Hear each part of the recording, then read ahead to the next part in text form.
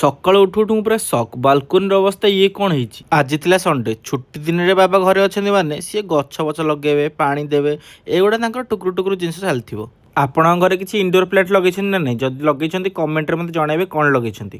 ମୁଁ ତ ଆମ ଘରର ଅଳିଆ ସବୁ ଜିନିଷ ଅସଜା କରି ପକେଇଦେବି। ବାବା ଆଉ ଦିଦି ଟିକେ ସଜାସଜି କରନ୍ତି। ତାପରେ ବାହାରିଗଲି ଟିକେ ସପିଂ କରିବାକୁ ବାହାରକୁ। ଫାଷ୍ଟ ତରଭୁଜ କିଣିଲି, ତାପରେ ଅଣ୍ଡା କିଣିଲି, କାରଣ ଆଜି ଟିକେ ଅଣ୍ଡା ଖାଇବାକୁ ଇଚ୍ଛା ହେଉଥିଲା ତ।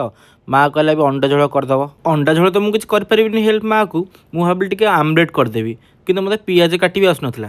ବାବା ଏଠୁ ମୋତେ ଶିଖେଇଲେ କେମିତି ପିଆଜ କାଟନ୍ତି। ଫାଷ୍ଟ ଟାଇମ୍ ମୋ ଲାଇଫ୍ରେ ମୁଁ ଅମଲେଟ୍ ବନାଉଛି।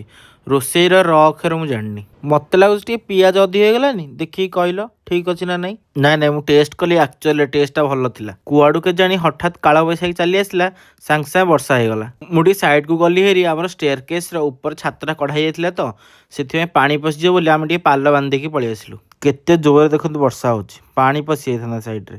ବର୍ଷା ପାଗ ହେଇଥିଲା ନା, ସେଥିପାଇଁ ମା ଟିକେ ପକୁଡ଼ି କରିଦେଇଥିଲା। ଚା ପକୁଡ଼ି ଟିକେ ଖାଇଲୁ ସନ୍ଧ୍ୟାବେଳେ। ଆଉ ସନ୍ଧ୍ୟାବେଳେ ବାବାଙ୍କର ମୋର ବାହାରି ଗଲୁ ଟିକେ ଏସି ଦେଖିବା ପାଇଁ। ଦେଖ ଏଇ ଏସିଟାକୁ ମୁଁ ସିଲେକ୍ଟ କଲି। ଖାଇଲା ବେଳକୁ ଏବେ ବହୁତ ଗରମ ହେଉଛି, ସେଥିପାଇଁ ଡାଇନିଂରେ ଏସିଟା ଲାଗିବ। ସନ୍ଧ୍ୟାବେଳେ ଆମର ଭୋଜି ହେବାର ଥିଲା, ମୁଁ ପୁଣି ବସିଗଲି ରୋଷେଇ କରିବା ପାଇଁ। ତାପରେ ଆମେ ଗୋଟେ ରିଲ୍ ସୁଟ୍ କଲୁ ଛାତ ଉପରେ। ଆମେ ଭିଡ଼ିଓରେ ଥମ୍ସଅପ୍ର ୟୁଜ୍ କରୁଛୁ, କିଛି ବି ନିଶା ଦ୍ରବ୍ୟର ୟୁଜ୍ ହେଇନି। ତ ଯୋଉମାନେ ଡରୁଥିଲେ କି ତାଙ୍କ ଘର ଲୋକମାନେ ଦେଖିଦେବେ, ଖାଲି ତାଙ୍କ ପାଇଁ ମୁଁ ଏଇ କ୍ଲିପ୍ଟାକୁ ଆଡ୍ କଲି, ନହେଲେ କିଛି ଦରକାର ନଥିଲା ଏଇ କ୍ଲିପ୍ର। ତାପରେ ଆମେ ଭୋଜିର ମନ୍ତ୍ର ପଢି ଖାଇ ପିଇ ଚାଲିଲୁ ଘରକୁ। Tata bye bye.